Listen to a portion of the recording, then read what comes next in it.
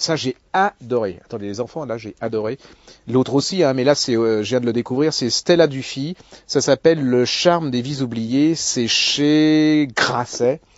Et ça, c'est, comment dire, il y en a un qui a dit que ça ressemblait à Paul Auster pour New York, mais ça se passe à Londres. Mais alors ça, c'est quand Paul Auster avait encore des choses à dire, parce que je trouve que les dernières Paul Auster, vous savez, c'est comme James Ellroy, il faut pas dire du mal de certaines auteurs.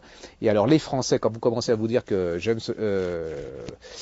que Auster vous aimez pas, là vous êtes mort. Et ben Auster, les derniers, j'ai considéré que c'était pas terrible, mais alors lui, elle écrit, c'est vraiment. Alors c'est comme le précédent, c'est un peu comme Une bonne épouse indienne de Sherian chez Mercure de France, c'est-à-dire c'est une raconteuse d'histoire et vous allez vous retrouver à Londres, mais pas le Londres des touristes, c'est pas Big Ben, c'est pas le Parlement, c'est pas Piccadilly Circus, c'est pas du tout ça.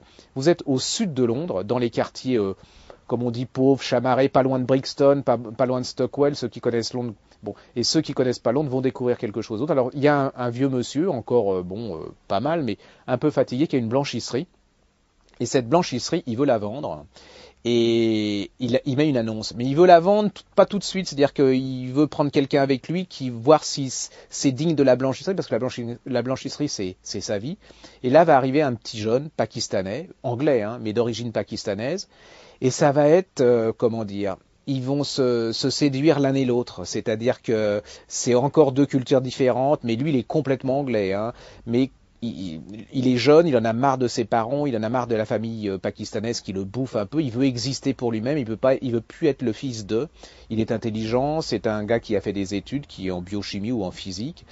Et ben vous allez voir, alors, le centre de ce livre, c'est cette blanchisserie, avec ce bonhomme, et le jeune pakistanais, et vous allez voir plein de personnages qui vont tourner autour, et dont le point commun, c'est cette blanchisserie, c'est soit ils connaissent le monsieur, soit ils viennent porter les fringues chez eux, et c'est extraordinaire, c'est tout ce que Paris n'est pas, c'est-à-dire c'est bigarré, ça sent, c'est plein d'odeurs, c'est coloré, vous avez plein de races, des gens des pays de l'Est, vous avez vous allez être soignante qui est noire et qui a pas honte, mais qui a un peu peur d'être noire dans ce monde, vous allez avoir le professeur gay c'est vraiment, et puis c'est tout Londres, le Londres des banlieues avec ces métros qui marchent pas forcément bien, mais c'est aussi savoureux, c'est une petite merveille. Précipitez-vous si vous voulez voir un coin d'Europe où l'intégration elle est bizarre, mais je trouve qu'elle se fait mieux qu'ici.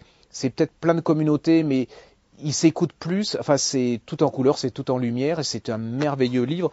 Alors, je le répète, allez-y, vous allez découvrir quelque chose d'extraordinaire. Ça s'appelle Stella Dufy, ça s'appelle La chambre des vies oubliées chez Grasset, et c'est top de chez top.